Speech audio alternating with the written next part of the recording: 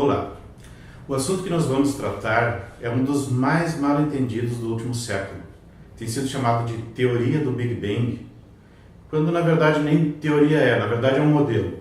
Um modelo que se baseia numa teoria de verdade, que é a teoria da relatividade geral. Mas vamos explorar um pouquinho esse assunto com mais calma. Nós precisamos saber alguma coisa sobre mitos, ou seja, coisas erradas que as pessoas pensam sobre isso, tanto quem defende quanto quem argumenta contra. Quais são as bases, de onde veio esse modelo, qual é o significado desse modelo, quais são as limitações e que alternativas existem ou têm sido propostas. Mais ou menos o nosso tema vai passar pelas seguintes fases, né? Nossa apresentação. Nós vamos ver alguma coisa sobre as bases, né? O que serve de suporte para o modelo do Big Bang, como foi mais ou menos a descoberta. Nós não temos tempo de entrar em detalhes, mas vamos colocar alguns marcos principais. Qual é o significado do Big Bang, quais são as limitações do modelo e algumas falácias de argumentos que têm sido usados nessa área.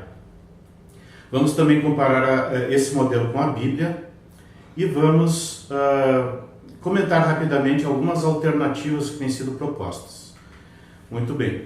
Primeiramente, vamos tentar esclarecer o que não é Big Bang, porque muito poucas pessoas entendem o que vem a ser esse modelo do Big Bang. Mesmo entre físicos, o desconhecimento é impressionante. Quase tudo que se fala sobre o Big Bang está errado, são falácias. O que é uma falácia? Tem gente que pensa que falácia é muita falação, né? Não, falácia é um argumento errado, um erro de raciocínio ou uma forma enganosa de colocar as coisas. Isso é uma falácia. Bom, primeiro, Big Bang não foi uma explosão que deu origem à matéria em alguma parte do espaço. Muita gente boa pensa que foi isso. Isso não é Big Bang. Não é uma grande explosão e não é uma coisa que aconteceu em algum lugar do espaço espalhando matéria por todo o universo. Não tem nada a ver com isso.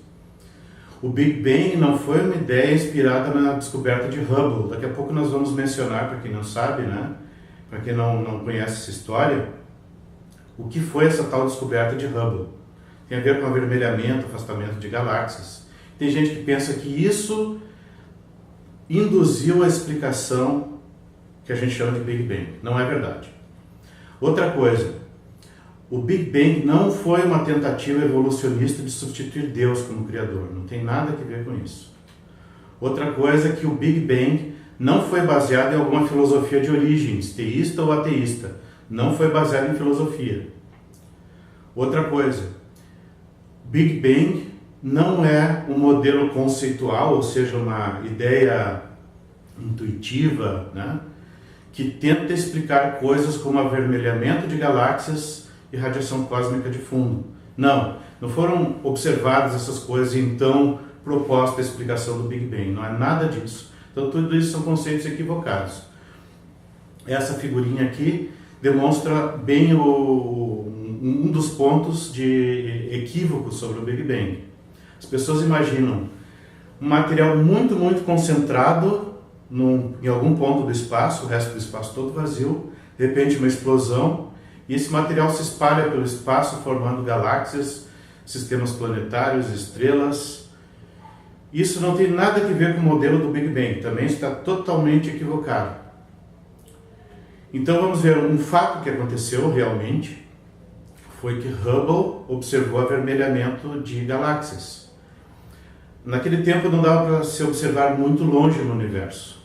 Mesmo assim, na região limitada que Hubble podia observar, ele notou que quanto mais distantes estavam as galáxias, maior era o avermelhamento delas. E esse avermelhamento,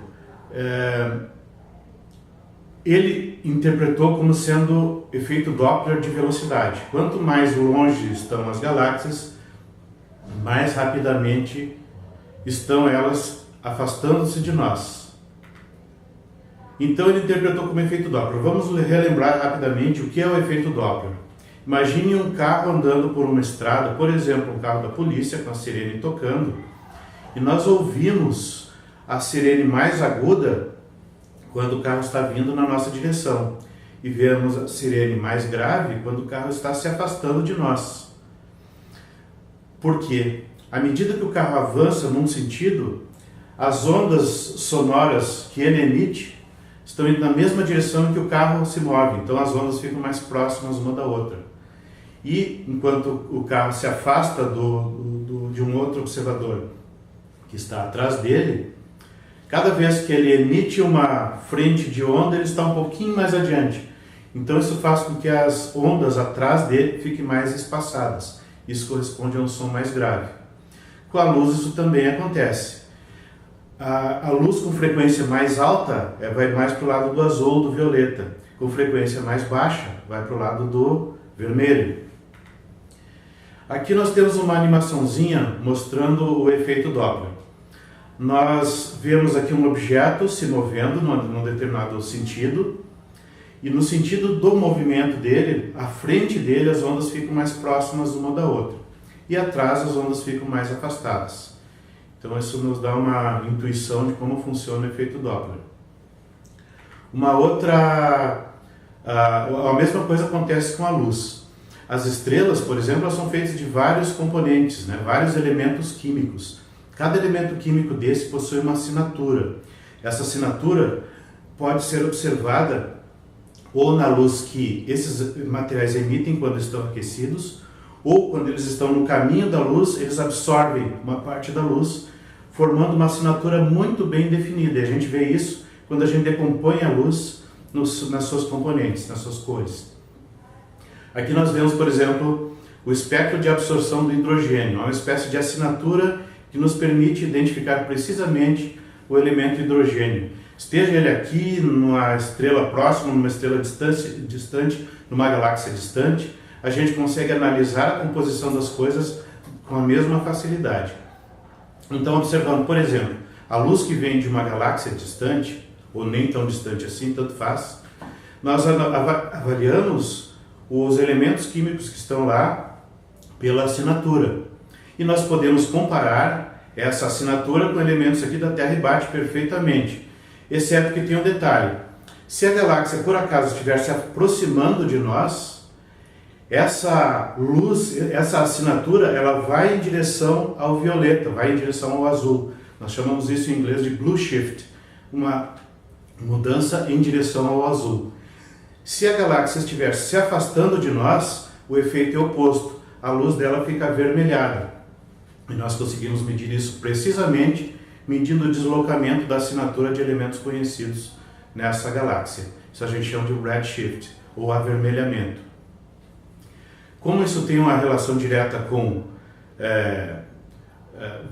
efeito Doppler, pode-se inferir a velocidade dessas galáxias, Ou isso pode ser um efeito também de expansão do universo, que no final das contas acaba dando na mesma coisa, Gravidade também causa esse efeito. E as galáxias, em geral, a gente mede, elas estão se afastando de nós, em média, não se aproximando. E essa velocidade é tanto maior quanto maior for a distância entre nós e essa galáxia. E foi isso que o Hubble constatou em 1929. Ele realmente constatou isso. Agora o mito associado a isso é que essa descoberta de Hubble teria inspirado a ideia do Big Bang. Ora, se as coisas estão se afastando de nós, um dia elas estiveram no mesmo ponto. Então esse ponto em algum momento explodiu lançando matéria por todos os lados, Tem gente que pensa que isso é o Big Bang e essa foi a origem dele. Falso, não é isso. Então notem só, essa linha de raciocínio falsa aqui, Hubble descobriu que galáxias distantes estão em média se afastando de nós, e quanto mais distantes, mais rapidamente estão se afastando. E tendo interpretado isso como velocidade de afastamento, Hubble teria gerado, digamos assim, inspirado a ideia do Big Bang. E essa ideia é errada, é um raciocínio falso, não foi isso que aconteceu. E vamos, para continuar, vamos só entender uma diferença que existe entre previsões e explicações ad hoc. O que é uma previsão? Nós temos um modelo matemático, por exemplo, que nos diz, olha, em tal situação deve acontecer isso, isso, isso, dessa maneira, e as medidas, quando forem feitas, vão dar tais e tais resultados. Isso é uma previsão. Isso acontece em ciência. O que é uma explicação ad hoc? É quando nós observamos um fenômeno e ficamos imaginando possíveis explicações para ele. Cada explicação possível dessas se chama explicação ad hoc. É o que a gente mais faz no que a gente poderia chamar de falsa ciência. Quando as pessoas estão lá tentando imaginar hipóteses para explicar coisas. Isso em si é um exercício legítimo do estudo. Só que quando a gente chama isso de ciência, passa a ser falsa ciência. Porque a ciência tem toda uma metodologia de métodos matemáticos que nos permite fazer previsões ao invés de ficar só com explicações ad hoc. Big Bang, muita gente pensa que Big Bang foi uma explicação ad hoc para avermelhamento e outras coisas. Não foi. Essas coisas foram previstas pelo Big Bang antes de serem observadas. Então vamos primeiro agora dar uma paradinha, entender um pouquinho de onde, o que serviu de base para o modelo do Big Bang e que tipo de... Depois, mais tarde, nós vamos tentar ter uma intuição um pouquinho mais correta sobre o que é realmente esse modelo. Vejamos. Nas bases nós temos essa listinha aí, assim, como pontos principais que suportam ou que são conhecimentos necessários que levaram ao estudo que culminou no modelo do Big Bang. Tem o cálculo diferencial integral, que Newton descobriu, e Leibniz também, independentemente. Tem a teoria da mecânica de Newton, tem o princípio da ação mínima, teoria eletromagnética, geometria riemanniana, cálculo tensorial, termodinâmica e relatividade geral. Vamos só dar uma olhadinha rápida assim. Primeiro, o cálculo diferencial integral permite nós lidarmos com leis da natureza, expressar as leis numa forma que a gente chama de equações diferenciais. Não é possível a gente ter uma compreensão muito boa das leis físicas sem entender equações diferenciais. E o cálculo diferencial integral está na base disso. Outra coisa também é a teoria da mecânica de Newton, que são as regras do movimento que Newton descobriu. Essa fórmula, ela basicamente resume, vamos dizer assim, as leis de Newton, relacionando força com uma taxa de variação da quantidade de movimento. E essa continua válida na relatividade especial, na relatividade geral, na mecânica quântica, não deixou de valer como alguns pensam.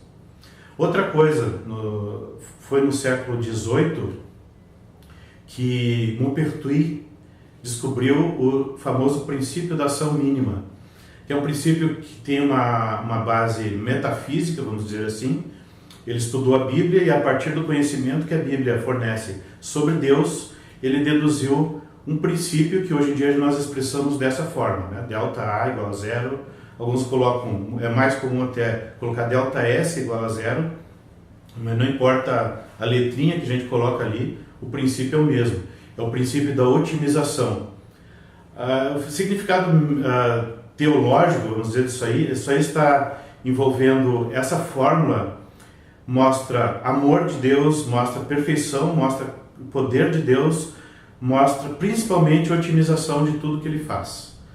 Mas isso é uma longa história. O ponto é que Maupertuis conseguiu deduzir esse princípio matemático a partir de ensinamentos bíblicos. E esse princípio matemático nos permite deduzir as leis físicas.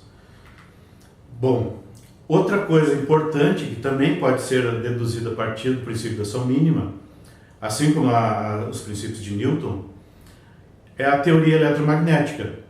À direita, vocês veem aí, à direita de vocês, estão as 4 equações de Maxwell, que definem as propriedades dos campos eletromagnéticos. São as 4 leis do eletromagnetismo.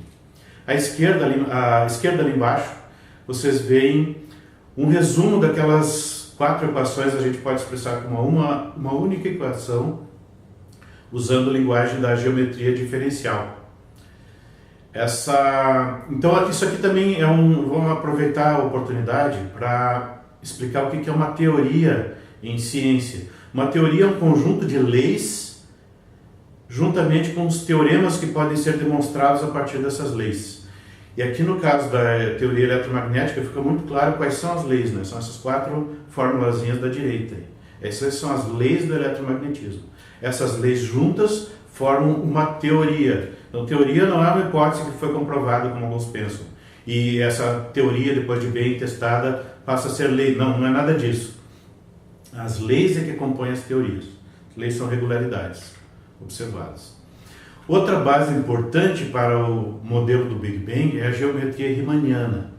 No século XIX, Bernard Riemann foi um discípulo de Gauss, talvez tenha sido o maior matemático de todos os tempos, Gauss eu digo, encontrou uma maneira muito mais geral de lidar com diferentes tipos de geometria além da euclidiana.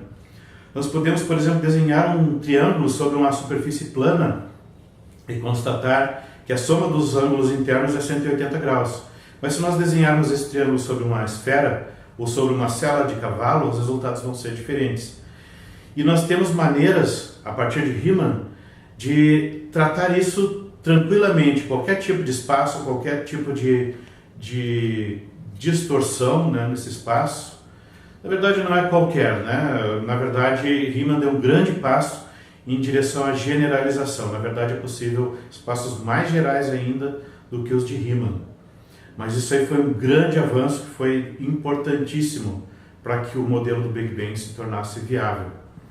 Outra coisa muito importante foi derivado principalmente de trabalhos de Ricci, uma linguagem adequada para lidar com as descobertas de Riemann sobre as geometrias. A gente chama isso de cálculo tensorial. Nós usamos tensores para representar grandezas físicas de uma forma absoluta, que não dependa de sistema de coordenadas, nem de formato de espaço, nem nada. As fórmulas passam a ser absolutas. Então nós conseguimos lidar com uma infinidade de coisas, de situações de uma vez só. Outro ponto foi a termodinâmica, que eu estou representando duas das leis da termodinâmica, a primeira e a segunda leis. A primeira é a conservação de energia, a segunda é do aumento de entropia com o passar do tempo. Bom, essa foi uma das coisas necessárias para o desenvolvimento do modelo do Big Bang. Vamos à última base importante aqui, é a teoria da relatividade geral. Como eu falei, teorias se baseiam em leis, né? São consequências de leis. A lei que está por trás da relatividade geral, ou a base dela, é expressa por essa fórmula aí, que foi deduzida por Einstein a partir do princípio da ação mínima. Essa lei é que nos permitiu prever ondas gravitacionais, buracos negros, uma série de outras coisas. Outra coisa, não é só pelo princípio da ação mínima que a gente pode deduzir a equação de Einstein, essa equação da relatividade geral que eu mostrei. A gente pode partir de 2 princípios. A primeira lei da termodinâmica, que é a conservação de energia, e um teorema, a conservação de energia, essa formulazinha mais da esquerda, né, de vocês. O outro princípio que gera a relatividade geral é uma fórmula que expressa um teorema da geometria diferencial. A gente chama isso de identidade de Bianchi contraída, né? Identidade de Bianchi contraída. Juntando essas duas, nós vamos chegar a essa equação da relatividade geral como resultado. Bom, uma vez tendo deduzido a relatividade geral, Einstein aplicou a alguns fenômenos até para verificar o resultado, né? Um fenômeno interessante estudado por Einstein foi o avanço do periélio de Mercúrio. Se a gente observar a trajetória de Mercúrio ao redor do Sol, ela é mais ou menos elíptica, só que ela vai fazendo essa precessão demonstrada nessa figura da esquerda aí. Isso tinha sido observado séculos antes, e o pessoal tinha tentado aplicar as leis de Newton, levando em conta a presença de outros planetas, para ver se eles conseguiam reproduzir esse resultado aí do avanço do periélio de Mercúrio. E a resposta foi sim, acontece esse avanço, mas não todo ele. Faltou um pouquinho desse avanço do periélio de Mercúrio que não conseguia ser explicado só pela fórmula da gravitação de Newton. Aquela fórmula é uma excelente aproximação, mas ela não é perfeita. Einstein aplicou a nova fórmula a isso e fechou exatamente com a diferença que estava faltando. Outros estudos, por exemplo, de Schwarzschild, no mesmo ano ali, acho que menos de um ano depois da publicação da descoberta da relatividade geral, Schwarzschild usou a equação para descobrir os buracos negros, lá por 1915, pouquinho antes da sua morte. Então, buracos negros foram uma previsão teórica da relatividade geral. Demorou até os anos 90 para que eles fossem identificados no universo pela primeira vez. Ondas gravitacionais também foram previstas, né? Hoje em dia nós temos milhões de tipos de experimentos e também algumas tecnologias que dependem da relatividade geral para funcionar. Se a relatividade geral estivesse errada, essas tecnologias, como o GPS, por exemplo, simplesmente não funcionariam. O erro seria gigante, né? Então, isso tudo mostra como a relatividade geral é confiável, apesar de ela ter suas limitações também. Essa equação, uma coisa interessante, é que a equação da relatividade geral nos permite lidar com o espaço-tempo como um todo. Antigamente se pensava em espaço simplesmente como sendo lugar onde a gente se mexe, e o tempo como sendo sequência de eventos, e é verdade. Só que a gente descobriu que o espaço-tempo é como um tecido elástico, ela é uma entidade física, que tem propriedades físicas como qualquer outra coisa. E mais, que essa entidade física é o que compõe o universo, é como se fosse o tecido do qual o universo é feito. Então, quando a gente fala hoje em dia em universo, nós estamos falando no espaço-tempo, não na matéria. Então, por quê? Porque a gente descobriu que o universo é feito de espaço-tempo e o espaço-tempo tem propriedades físicas. Nós conseguimos excitar esse espaço-tempo, nós conseguimos encurvar o espaço-tempo, conseguimos mexer nas suas propriedades. E é bem interessante isso. Então, pensando lá no ponto de vista teológico de novo, a gente pensa assim, se Deus criou o universo, Ele criou o espaço e o tempo, né? Criar a matéria é uma coisa que os físicos fazem nos laboratórios todos os dias. Isso não é tão impressionante. Impressionante é criar o espaço-tempo. Então, isso é que a relatividade nos permite, possibilidades desse tipo, são coisas que a relatividade geral nos permite explorar, estudar e, inclusive, vetar ideias que são absurdas do ponto de vista físico, né? Relatividade geral também faz isso.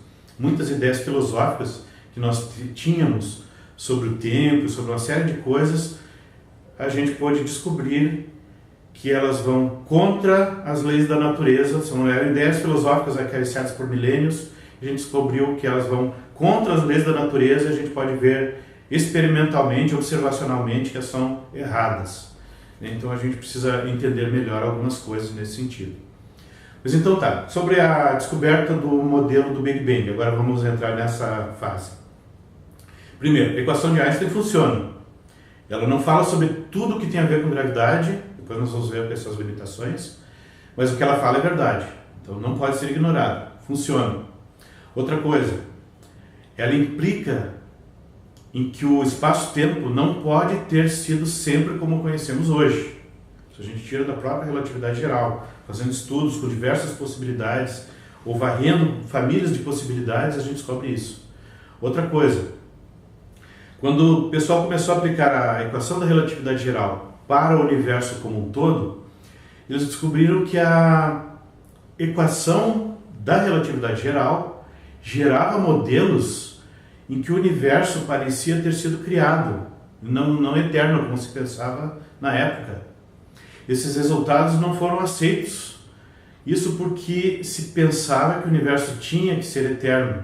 Se o universo tinha sido criado, bem, aí complicava, né? Porque aí ia ter que se pensar como seria, de onde teria vindo o universo, se houve ou não um criador. Isso era embaraçoso, né, na academia. Einstein pensou que simplesmente sua equação estava errada, né? Mas ele se enganou, não estava. Bom, Um religioso chamado Georges Lemaitre refez os cálculos. Ele acreditava que Deus criou o universo, então ele não tinha problemas com essa ideia de que o universo teve uma origem. Mas ele não usou isso, não usou sua fé, suas crenças, sua filosofia, nada disso na hora de tratar do modelo. Ele simplesmente refez os cálculos que indicavam que o universo teve uma origem. Ele descobriu que a equação de Einstein gerava uma família de soluções possíveis e ele descobriu o seguinte, que nem todas essas soluções eram compatíveis com a termodinâmica. Então ele restringiu, usando termodinâmica, ele conseguiu restringir um pouquinho essa família de soluções. E realmente as soluções que sobraram indicaram que o universo teve uma origem.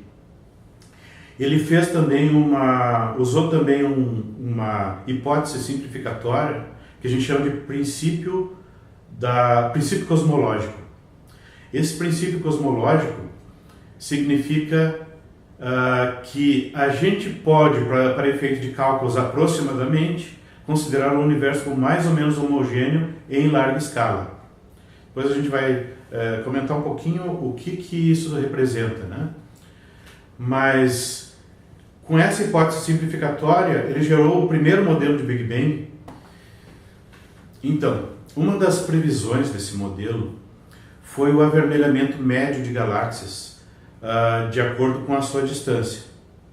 Ou seja, quanto mais longe estão as galáxias de nós, que nós observamos, mais avermelhadas elas se parecerão. Por que a gente diz avermelhamento médio? Porque as galáxias se organizam em clusters, em aglomerados. E esses aglomerados têm um centro de gravidade e as galáxias desses aglomerados meio que giram em torno desse centro. Elas têm um movimento um pouco mais complexo que isso. Mas elas giram em torno desse centro de forma que algumas galáxias de cada aglomerado estão se afastando mais de nós do que outras, que estão fazendo um movimento de volta. Então, por isso que nós falamos em média, né? Mas, em geral, em média, então, as galáxias estão se afastando de nós quanto mais distantes elas estão. E notem que isso foi previsto antes de ser observado pela primeira vez. Então, o modelo de Lemaitre estava prevendo um fenômeno que não havia sido observado ainda. Notem que é falsa aquela ideia que as pessoas têm de que o avermelhamento das galáxias levou à ideia do Big Bang. Não, foi ao contrário. Primeiro o Big Bang foi deduzido a partir da equação da relatividade geral. A partir desse modelo, várias previsões puderam ser feitas, muitas, uma delas é o avermelhamento de galáxias, e só depois o avermelhamento foi observado. Aliás, Lemaitre fez essas observações, ele coletou informações astronômicas, compilou, reuniu no seu trabalho e publicou juntamente com as suas descobertas matemáticas no ano de 1927, 2 anos antes de Hubble. Depois, sim, Hubble, em 1929, também coletando observações astronômicas, mostrou essa média de avermelhamento de galáxias com a distância. E de forma que a ideia de que isso é que levou ao Big Bang está invertida, está completamente equivocada. Então, note a diferença entre previsão e explicação ad hoc. Hoje em dia, muitos tentam reinterpretar as previsões do Big Bang com explicações ad hoc, né? Então, na verdade, o modelo prevê essa e muitas outras coisas. Por exemplo, prevê a radiação cósmica de fundo. Não só que existe uma radiação cósmica de fundo. O que é isso? Se a gente observar bem longe no universo, nós vemos que vem como uma espécie de micro-ondas, né? Luz, não é bem luz, né? São fótons numa frequência muito baixa, de todas as direções de forma mais ou menos homogênea, e isso foi previsto pelo modelo do Big Bang. Mas não só a existência disso, o formato, a maneira como essas ondas de fótons se distribuem. Se a gente fizer um gráfico da intensidade versus comprimento de onda, nós temos um formato muito bem específico. E esse formato é previsto pelo Big Bang, pelo modelo do Big Bang de Lemaitre. E esse formato se observa precisamente como ele é. Também padrões de ondas gravitacionais que a gente deve observar na radiação cósmica de fundo. Esses padrões são observados de fato.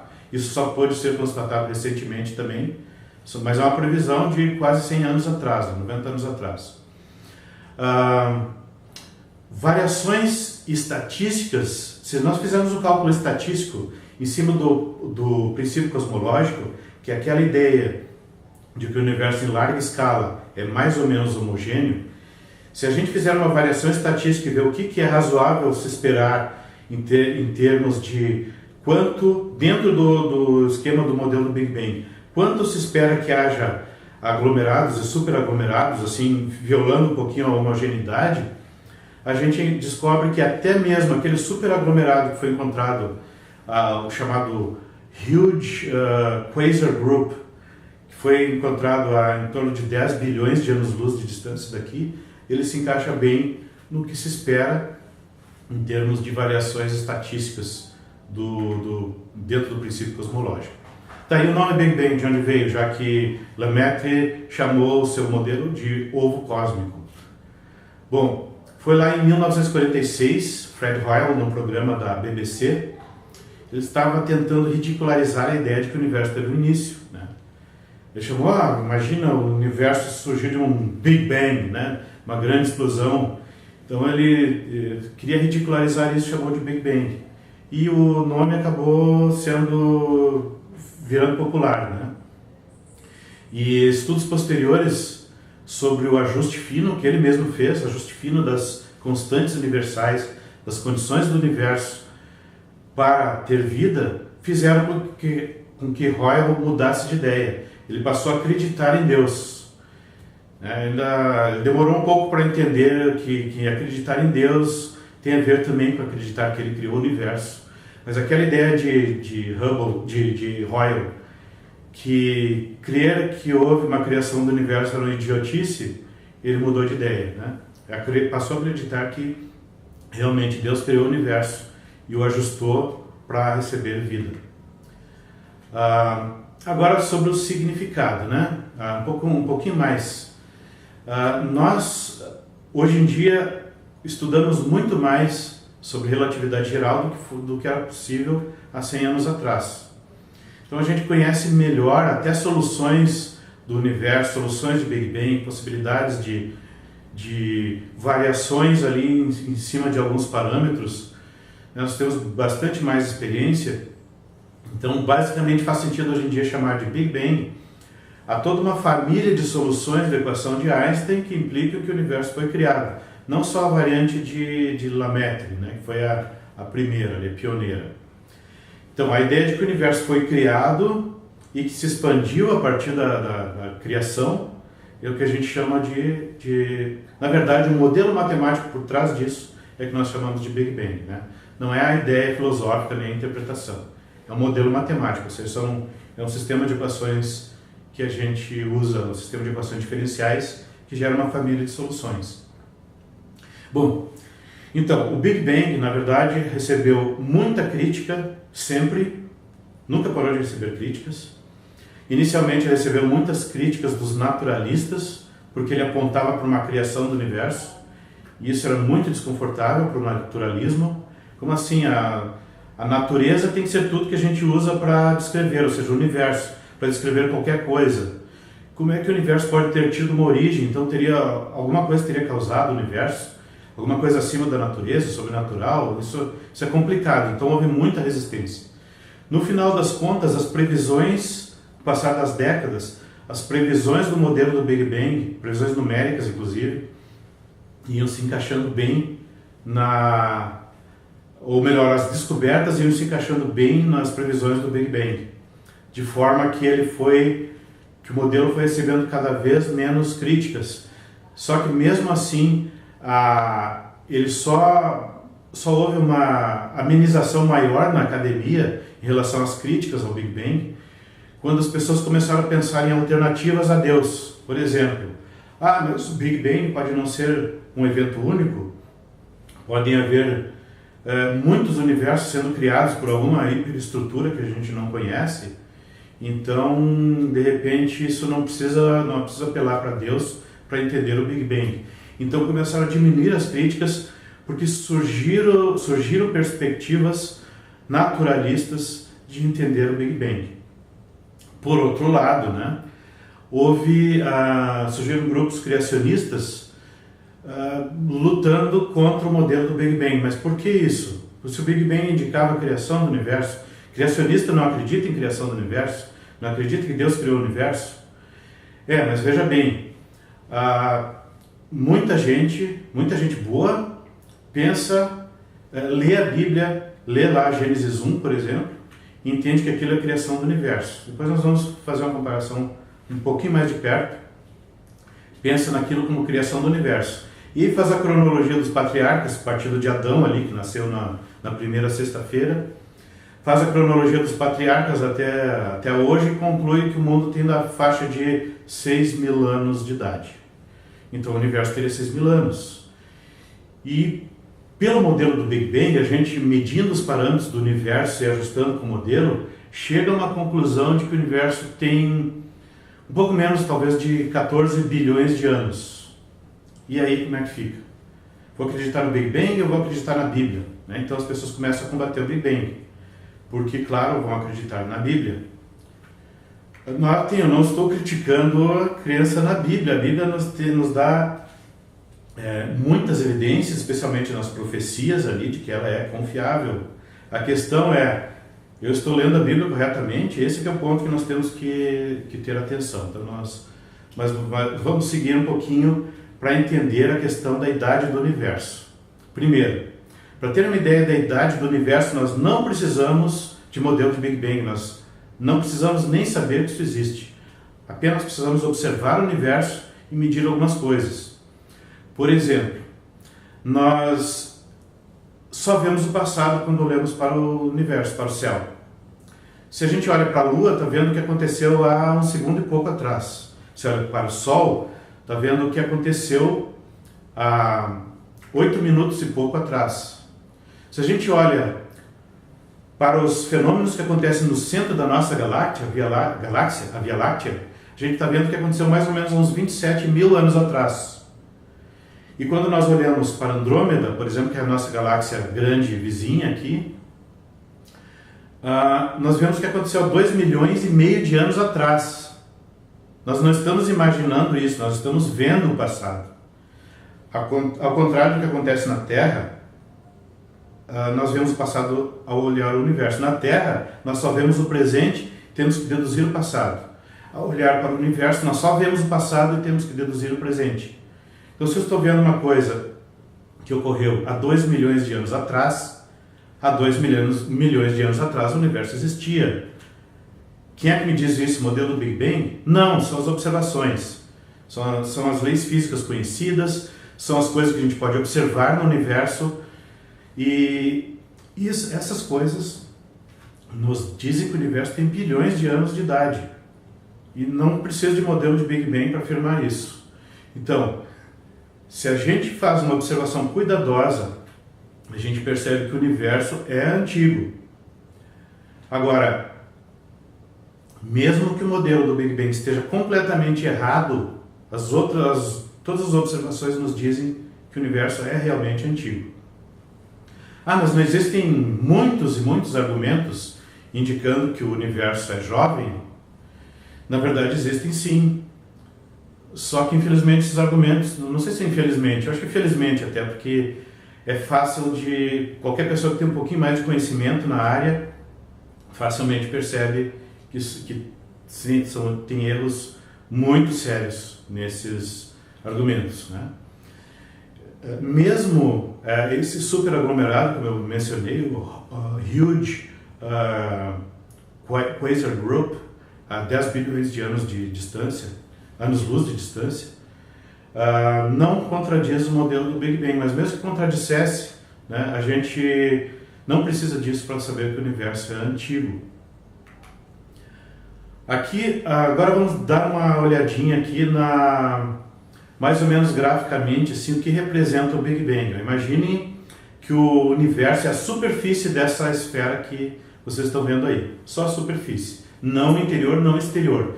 Dentro e fora não existe nada. Fora é o futuro, dentro é o passado. O nosso espaço é só a superfície. Essa superfície vai se inflando. Não é que o universo tenha forma esférica, isso aqui é só uma representação. Mas o universo vai se inflando e isso faz com que pontos na superfície vão ficando cada vez mais distantes. É isso que o modelo do Big Bang mostra, né? É disso que ele fala, a expansão do universo. E essa expansão é representada por uma curva em que o universo começa muito denso, o espaço inteiro preenchido, não é um ponto do espaço inteiro sempre preenchido, mas o espaço e o tempo nascem e começam a se expandir. Então as coisas começam a se afastar umas das outras, né? Isso tem também tem implicações sobre a própria criação da matéria. Se a gente combinar esse conhecimento com teoria quântica de campos, a gente encontra ali por que a matéria teria que ter surgido assim que o espaço-tempo foi criado. Bom, aqui uma representação mais, né, uma seção assim da história, né, mostrando ali à esquerda o momento de criação, que não é descrito pelo modelo, depois nós vamos ver nas limitações, momento de criação e imediatamente depois o universo crescendo. Aí sim o modelo do Big Bang entra em ação. Então vamos ver as limitações. Primeiro, o modelo qualquer modelo de Big Bang herda as limitações da relatividade geral. E quais são essas? Bom, primeiro, relatividade geral leva em conta uma propriedade do espaço-tempo chamada curvatura, mas não leva em conta uma outra chamada torção. Não vem ao caso o que é isso agora, né? Se eu tivesse tempo eu explicaria, mas o ponto é que existe uma propriedade do espaço, por exemplo, que a relatividade geral não leva em conta. Outra coisa, ela não leva em conta fenômenos quânticos. Isso pode ter efeito, por exemplo, a longas distâncias, né, na gravidade, que a relatividade geral não está levando em conta. Outra coisa, o modelo de Big Bang não vale no instante da criação. Ele não descreve a criação do universo. Ele descreve que houve uma criação e diz o que acontece depois. Não vale naquele momento. E por causa dessa limitação não faz nenhum sentido a gente falar em singularidade do Big Bang. Não faz sentido porque singularidade seria quando houvesse densidade infinita do material que compõe hoje o universo. E nesse ponto de densidade infinita, esse modelo não vale. Então a gente não pode dizer que o modelo está prevendo que em algum momento houve densidade infinita. Não, ele não prevê isso, porque ele não vale nesse ponto. Isso está além das limitações dele. Bom, agora vamos às falácias. Então, falácias são argumentos falsos, por alguma razão ou por outra, né? Então, além de terem motivação errada, argumentos do Big Bang têm trazido muitos erros de vários tipos. Por exemplo, erro de exegese. O que é exegese? É aquela técnica de nós tentarmos entender exatamente qual é a intenção do autor do texto, ou o que exatamente está escrito no texto. Não o que nós pensamos estar escrito, mas o que realmente o texto traz de informação. Então nós precisamos fazer uma exegese cuidadosa de Gênesis 1. E tem gente que parece cuidadosa, mas quando a gente vai examinar essa exegese, a gente vê que a pessoa está cometendo vários erros importantes. Também, erros de hermenêutica. O que é hermenêutica? Digamos assim, a técnica de interpretar o texto bíblico no seu conjunto. E as pessoas, às vezes, não notam que estão interpretando textos de uma forma que viola outros textos. Eu quero entender um texto e tiro conclusões dele que são contraditórias em relação a outro texto. Então, nós temos que ver dos vários significados possíveis, quais os que se encaixam em outras coisas também, em outros textos da Bíblia também. Se eu tiro uma conclusão num ponto que contraria a explicação que vem a seguir, eu estou fazendo alguma coisa errada. Isso acontece no Gênesis 1. Ou melhor, em tentativas de explicação. Outra coisa também que causa muitos problemas nessa área é desconhecimento de relatividade geral. Todo mundo quer falar do Big Bang E a maioria dessas pessoas não tem noção como a relatividade geral funciona. Não sabe lidar com um cálculo tensorial, não sabe resolver a equação de Einstein, né? Também desconhecimento do próprio modelo de Big Bang. Não sabe o que são modelos de Big Bang, né? Pensa que modelo de Big Bang é simplesmente um conceito lá de uma explosão que deu origem ao universo, né? Espalhando material por toda parte. A gente já viu que não é isso. Big Bang é um modelo matemático, então tem que ser lidado devidamente. Não confundir o modelo com a sua interpretação, né? Então, confusão entre Big Bang e modelos de evolução de objetos astronômicos, por exemplo, evolução de galáxias, evolução de estrelas. Tem gente que pensa que tudo isso faz parte do Big Bang. Não faz. Não tem nada a ver com o Big Bang. Isso é outro assunto. E erros de lógica, né?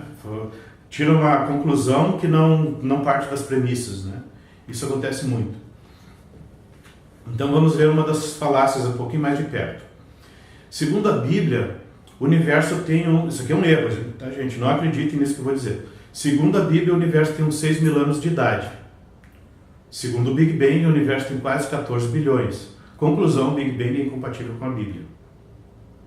Onde é que está o erro? O erro está na questão de entender mal o Big Bang. Não é ele que diz que o universo é antigo. E o erro também está na conclusão de que o universo tem 6 mil anos de idade. Como a gente pode tirar essa conclusão de que o universo tem 6 mil anos de idade? Vamos tentar entender mais ou menos o que diz o texto e o que as pessoas entendem, o que muitos entendem a partir dele. Aqui está o primeiro versículo da Bíblia, né? É o Gênesis 1, verso 1. Ali em cima está o hebraico, né? A gente lê daqui para cá, né? Da direita para a esquerda. Isso aqui é Bereshit. Bereshit é no princípio. Bará, isso aqui é criou. Elohim. Elohim é o Senhor, só que no plural, já indica mais de uma pessoa, né? E aqui, isso aqui indica o objeto direto, né? Shamayim, Shamayim, as alturas. Então, Shamayim é uma palavra que foi traduzida por céus e significa o que está em cima, é um termo bem vago. Isso aqui é o Vav, né? Junto com esse aqui dá uma ideia de E, né? E o solo, Eretz. E a gente pensa assim, ó, no princípio, Deus criou o espaço e no princípio, aqui no início do tempo, Deus teria criado o espaço, que é o céu, e o planeta Terra, e a matéria, que é o Eretz. Nos textos, não é isso que está no original. Está falando, criou lá em cima e criou aqui embaixo, onde a gente pisa. E esse princípio não necessariamente é o princípio do tempo. Pode ser o princípio do nosso mundo. E, aliás, todo o contexto indica isso, o princípio do nosso mundo. Não necessariamente o princípio do tempo ou do universo. Mas vamos um pouquinho mais adiante. Primeiro, o que tem errado, o que tem de errado nos conceitos que circulam por aí? Por exemplo, a ideia de que Bereshit refere-se ao início do tempo é imaginação. Simplesmente está contando o início da nossa história, na história da Terra, né? Poderia significar o início do universo? Sim, poderia. Significa certamente a história do universo? Não, certamente não. Digo, não, certamente, vírgula, certamente, né?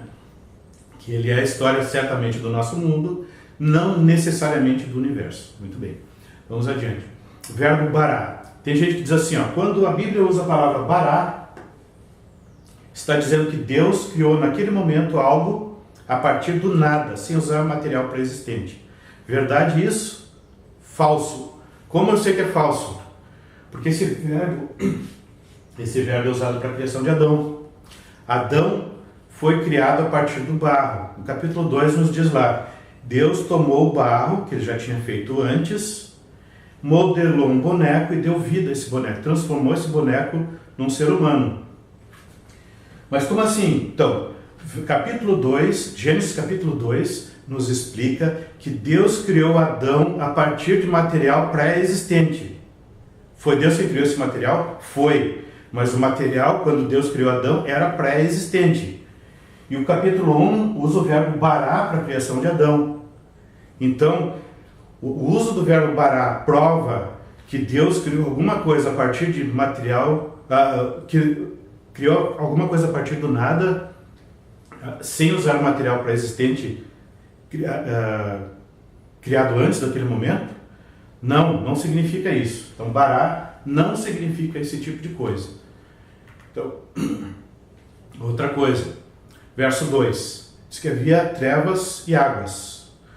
Água não existe sem fótons. Então, quando a gente pensa assim, haja luz lá no verso 3, significa que Deus estava criando a luz no universo pela primeira vez, estava criando fótons?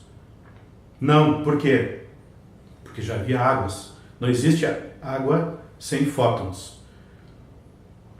Mas então, haja luz significa o quê? Não significa a criação da luz pela primeira vez no universo? Versos 4 e 5 explicam. Diz que o que Deus fez foi criar uma separação entre a parte clara e a parte escura do dia. A parte clara foi o que ele chamou luz. E a parte escura ele chamou... a parte clara ele chamou dia, e o dia ele chamou luz, né? E a parte escura ele chamou noite, né? Então, o verso 5 diz claramente que o que Deus está chamando de luz é o dia, é a parte clara. Então, verso 3 significa que Deus fez iniciar a parte clara do dia no momento certo. Isso a gente entende hoje como ajuste da rotação da Terra, né? O que foi feito foi o ciclo noite e dia no planeta. Versos 6 e 7. Deus fez o firmamento, a palavra hebraica lá é rakia, para separar as águas de cima das águas de baixo. Chamou o firmamento de Shamayim, que é céus. Então aquela palavra usada lá no verso 1, Shamayim, aqui é identificada com o firmamento. E o que o firmamento faz? Separa as águas de baixo das águas de cima. Vamos entender isso um pouquinho. Os antigos pensavam que a Terra se organizava mais ou menos assim, né? Existia um grande abismo, um grande mar. Deus fez a Terra a partir da água. Existia uma redoma sólida ao redor da Terra. Os astros ficavam incrustados nessa redoma, o Sol e a Lua.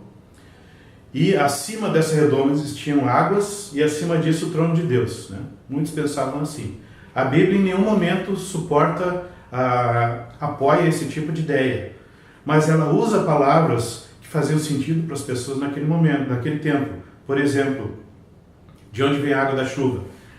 Vem daquela camada lá acima do firmamento, ali onde tem o reservatório de água. Então abre-se as janelas e chove, as janelas do firmamento, né? As pessoas pensavam dessa forma.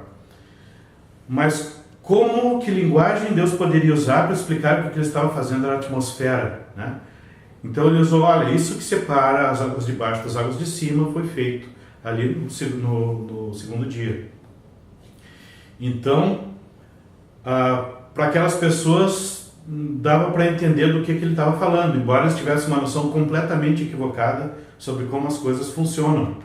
Hoje em dia nós entendemos, mas espera aí, o que separa as águas de cima das águas de baixo é a atmosfera. Então Deus estava organizando a atmosfera naquele dia.